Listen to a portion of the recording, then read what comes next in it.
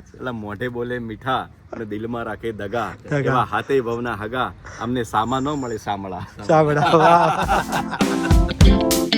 જો મિત્રો, આપ સૌનું સ્વાગત છે રિપોર્ટર લાઈવ વ્લોગમાં. તમને કંઈક ખાસ દેખાતું હશે, હું જ્યાં બેઠો જો મારી બાજુમાં વિપુલ બેઠા છે. આ જો પોડકાસ્ટની ફ્રેમ બતાવું તમને, જો સરસ મજાની પોડકાસ્ટની ફ્રેમ છે અને આખી આ વેનિટી વાન બનાવી છે. જો આપણી ગુજરાતની પ્રખ્યાત ન્યૂઝ ચેનલ મારા જે વિપુલભાઈના રિપોર્ટર છે અરવલ્લી જિલ્લાના, અને બસ અમારા મિત્રો અહીંયા આવ્યા છે અને અત્યારે હાલ એક શૂટ પણ અહીં કરવાનું છે. આપણને થોડી વાર બેસવા દીધા છે, થોડો ટાઈમ આપ્યો છે આપણને.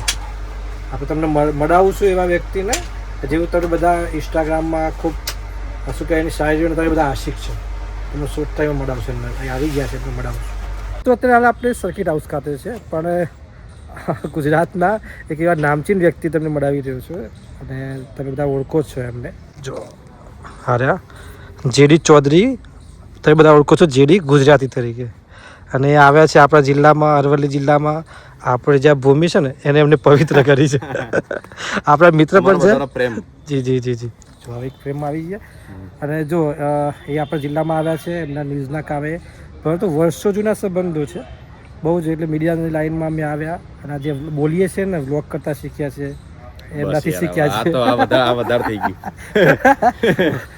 અમે એક સમય એક સંસ્થામાં હું હાર્દિકભાઈ બંને સાથે હતા. જી જી જી. અને હાર્દિકભાઈ, તમારું હું જોતો હોઉં, તમે જે રિપોર્ટિંગની સાથે સાથે જે વ્લોગ બનાવો છો ને, એ ખરેખર, કારણ કે વ્લોગ તો હું ઘણી વાર બનાવું, પણ કેવું થાય કે આમ ધારીએ કે બનાવીશું રોજ, પણ મૂક્યા પાછો છૂટી જાય, કારણ કે ટાઈમ ના મળ્યો હોય, એટલે પાછો એડિટ કરવાનું રહી જાય, પાછું શૂટ કરવાનું રહી જાય. પણ તમે કન્ટિન્યુટી જે રાખો છો ને, કે રિપોર્ટિંગ પણ કરો છો ને રોજે રોજ ભૂલ્યા વગર મૂકો છો, અને લોકોને ગમશે. કારણ કે ઘણા લોકો, બધા વ્લોગર તો ઘણા બધા છે, પણ તમે એવા પહેલા કદાચ વ્લોગર છો કે ભાઈ આ મીડિયા વાળાની લાઈફ કેવી હોય એમ એ તમે બતાવો છો. એ બહુ સારી વસ્તુ છે, લોકોને જોવી ગમશે.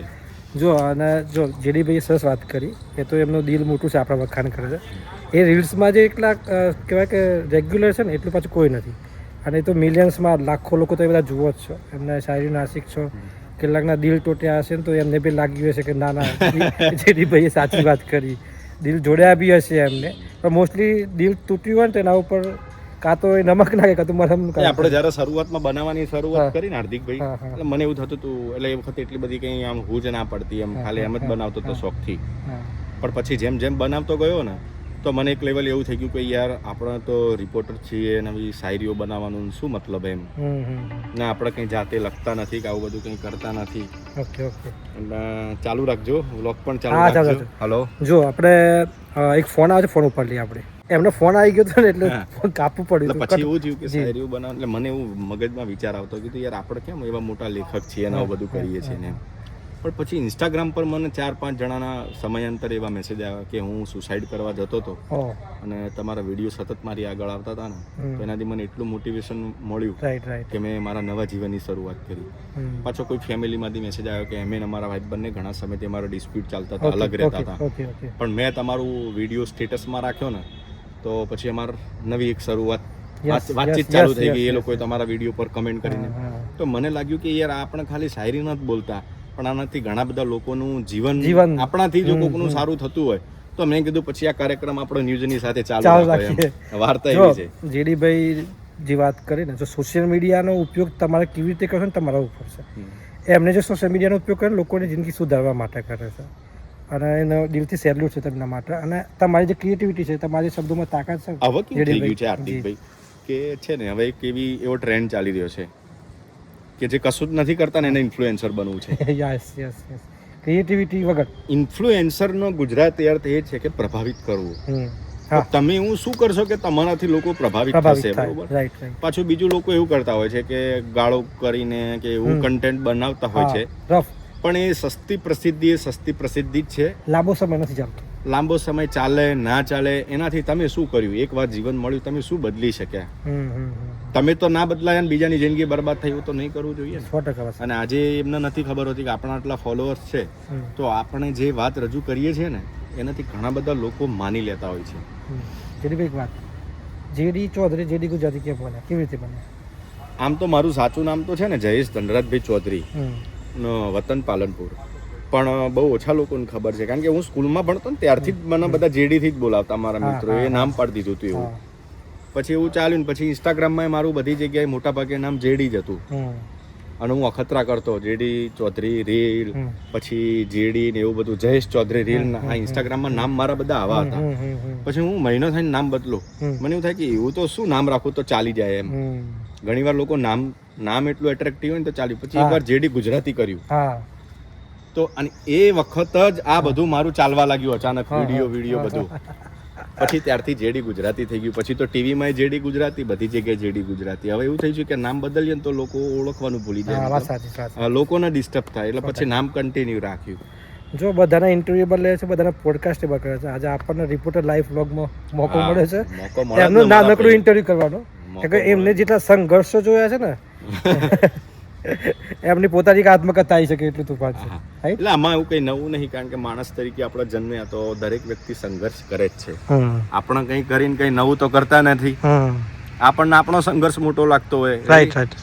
છાપરા વાળાને બિચારાને રાત્રે પેલું શેડ તેલના સંઘર્ષ હોય. વાત સાચી છે. અને પેલો જે સારા ઘરમાં રહેતો હોય એને કપડાના મોંઘા બૂટનો સંઘર્ષ હોય કે ભાઈ ક્યાંથી લાવું, ફોનના સંઘર્ષ હોય ને એ બધું દરેકનો કેવું અમુકનો શોખના માટે સંઘર્ષ હોય. હા, શોખ માટે કોઈ સંઘર્ષ, જીવન માટે સંઘર્ષ કરે છે. દરેક વ્યક્તિ કરે છે જીવનમાં. સંઘર્ષ જીવનનો ભાગ છે. તમે લાઈફનો ટેમ્પો એ રીતે છે કે આમાં હોય ને સુખ દુઃખ તો જીવન આ મેઇન પોઈન્ટ છે લાઈફનો. જો એકલું સુખ મળ્યા રાખે ને એકલું સુખ જ મળ્યા રાખે, કોઈ તકલીફ જ ના થાય, પૈસા મળ્યા રાખે ને બધું લાઈફ જોરદાર ચાલે તો તમને એનો અહેસાસ નહીં થાય. રાઈટ વાત કે છે. પૈસો શું છે ને સુખ શું છે. સુખનો અહેસાસ કરવા માટે દુઃખમાંથી પસાર થવું જરૂરી છે. ભગવાન રામને આટલો વનવાસ કરવો પડ્યો તો આપણે હવે કઈ માટેની મોડી છીએ. રાઈટ વાત છે 100%. બાકી તો આ બધા મીડિયા વાળા જુઓ કેટલી મહેનત કરે, રાતે જબરજસ્ત સુવાનું, 7 વાગે જાગવાનું, તૈયાર થઈને ફિલ્ડમાં. એટલે આવું બધું બધા જેડી ભાઈ આવ્યો ને તો આપણે એમની જોડેથી એકાદ લાઈન તો સાંભળી પડે. હા, શું સંભળાવું? તમે કોઈ સંભળાવો. બસ આપણે એક લાઈફ વિશે સંભળાવી દો, પછી મિત્ર વિશે સંભળાવી દો. હા, મને આમ તો એટલું બધું છે ને કે બધું વિડીયોમાં ઘણું બધું બોલી ચૂક્યો છું એટલે ઘણીવાર આમ રિપીટેશન જેવું થતું હોય. પણ હું તમે આટલી સરસ વાત કરી તો તમારા જે પણ વ્યુઅર્સ હોય એમને હું કહું, મેં પર્સનલી એવું અનુભવ્યું છે જીવનમાં કે તમારી પાસે તમે કોઈ હોદ્દા ઉપર અથવા લાઈફમાં સારી જગ્યાએ હોય ને તો અમુક લોકો તો ઓટોમેટિક તમારી બાજુમાં આવીને ગોઠવાઈ જતા 100% છે. પણ તમારી પાસે કશું જ ના હોય અને એ વખત ખભા ઉપર હાથ મૂકીને એવું પૂછે કે ચિંતા ના કરતો હું બેઠો છું, તો એ સાચો મિત્ર કહેવાય. 100%. હવે કેવું છે કે આપણે મળીએ ને તો કે આ પણ મારા મિત્ર છે, આ પણ મારા મિત્ર છે. મિત્રો હજારો નથી હોતા. રાઈટ. મિત્રો તો એક કે બે જ હોય, બાકી તો બધા પરિચિતો હોય. બધા મિત્રો ન હોય પણ આપણે એ ઓળખી નહીં શકતા કે અમારા પરિચિત છે ને અમારા અંગત મિત્ર છે. બાકી તો ઘણી વાર પારકા પોતાના થાય ને પોતાના પારકા થાય, એમાં કઈ નવું નથી. પેલી આ તો જીવન છે આપણું મોટું, એટલે બધું ચાલ્યા રાખે જીવનમાં. દરેક વ્યક્તિ આમાંથી પસાર થાય છે અને આનંદ કરો, મોજ કરો. અત્યારે આપણે જોઈએ બજારમાં જે બધા દિવેલ પીધેલા ફરતા હોય, હસતાય ના હોય, પણ હું દુઃખ છે, હસો ને સ્માઈલ કરો. યસ સ્માઈલ કરો. Keep smiling. જાગીને કોઈની સામે સ્માઈલ કરો ને તો સામે વાળાનું દુઃખ ઓછું થઈ જાય. Keep smiling, keep growing. Yes, keep smiling, keep growing. અને હસવાથી જ ઘણા બધા પ્રોબ્લેમ દૂર થઈ જાય. યસ. અત્યારે માણસો ડિપ્રેશનમાં કેમ જીવે છે કે વર્તમાનમાં નહીં જીવી શકતા. એમની અપેક્ષાઓ એટલી મોટી હોય, કોઈક પરિવારથી ભાગ્યું તૂટ્યું હોય, બરોબર, અને હજારો પ્રકારના પ્રોબ્લેમ હોય. પણ ભગવાન બુદ્ધ એવું કહેતા હોય કે જે સમસ્યાનું સમાધાન છે ને એની ચિંતા કરવાની જરૂર નથી, કારણ કે એનું સમાધાન છે. પણ જે સમસ્યાનું સમાધાન નથી એની ચિંતા તો હામ નહીં કરવી જોઈએ, કારણ કે એનું કોઈ સમાધાન જ નથી. બહુ ડીપ વાત કરી આપણે. એ જે એક વાર છે ને પાછળ જઈને ફરતી કોઈ વાત સાંભળી લેજો એટલે તમને ખ્યાલ આવી જાય. રાઈટ. પણ જે વસ્તુનું સમાધાન જ નહીં એમાં તમે શું કરી શકો? બીજું એક સવાલ છે છેલ્લો. સોશિયલ મીડિયા એન્ઝાયટી હોય છે. દાખલા તરીકે જે ક્રિએટર બીજા મહેનત કરે છે સાચા અર્થમાં, કેવું હોય વ્યૂઝ, મોસ્ટલી કેવું હોય વ્યૂઝ જોતા હોય, એવા લોકોને તમે શું સલાહ આપશો? કે તમે કેટલા વર્ષથી કામ કરો, તમે બી ઉત્પાદન ચલાવશો, એમને શું સલાહ આપશો? તમે જે પણ કન્ટેન્ટ બનાવો એકદમ રો બનાવો, કારણ કે હવે એવો જમાનો નથી કે એડિટેડ ને એવું બધું લોકો કન્ટેન્ટ જોતા હોય. રો બનાવો, તમારા જીવનની કહાનીઓ કહો અને સંકોચ રાખ્યા વગર બનાવો. તમે એવું ના વિચારશો કે આ વસ્તુ હું વિડીયોમાં લઉં કે ના લઉં, આમાં મારું કેવું દેખાશે, મારું ઘર કેવું દેખાશે, મારું બેકગ્રાઉન્ડ લોકોને ગમશે કે નહીં ગમે. લોકોને બધું જ ગમશે. તમારું જે જીવન છે ને ઓરિજિનલ એ તમે બતાવો. તરત વ્યૂ નહીં મળી જાય, તમે સતત આમાં કન્ટિન્યુટી રાખો. એક સમય એવો આવશે તમે 4-6 મહિના આમાં તમારે આપવા પડશે. આ બધું રાતોરાત આમાં કંઈ થતું નથી. આજુબાજુ સારા લોકેશન પર જાઓ, ફરો. મૂળ મુદ્દો કન્ટિન્યુટી રાખવાનો છે. અને એકવાર તો એવો આવશે જ કે તમારું કન્ટેન્ટ લોકોએ જોવું જ પડશે. પત્રકાર જયદીપભાઈ, જો હું 15 વર્ષથી આ ફિલ્ડમાં છું ને, શરૂઆત મેં 5-7 વર્ષ કામ કર્યું, કોઈ નહોતું લખતું. પણ નથી તમે ના કીધું કે જે તમે નિયમિત કામ કરતા જાઓ તમારી ઓળખ થતી જાય. હા, રાઈટ. એટલે એ જ છે, તમે ઈશ્વર ઉપર શ્રદ્ધા રાખો, પણ તમે તમારા કર્મથી પણ ના ભાગો.